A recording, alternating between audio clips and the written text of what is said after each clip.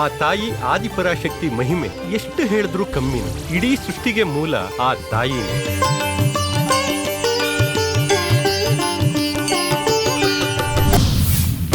ಓಂ ಮಹಾಮಾಯೆ, ಓಂ ಕಾಪಾಲಿಕೆ, ಓಂ ರುದ್ರನೇತ್ರೆ. ಪೂಜೆ ಪುನಸ್ಕಾರಗಳನ್ನ ಮಾಡಿದ್ರೆ ಹಣ ಸಿಗುತ್ತೆ ಅನ್ನೋದಾದ್ರೆ ನಾನು ಆಫೀಸ್ಗೆ ಹೋಗಲ್ಲ. ನಿನ್ ಜೊತೆ ಬೈಟು ಮಾಡ್ಕೋಬೇಕಾ? ನಾಚಿಕೆ ಆಗಲ್ಲ ನಿನ್ಗೆ? ನಾನ್ ಯಾರು ಅಂತೀರಾ? ನಿಮ್ ಕೈಲಿ ತಾಳಿ ಕಟ್ಟಿಸ್ಕೊಂಡು ಹೆಣ್ತೀರಿ.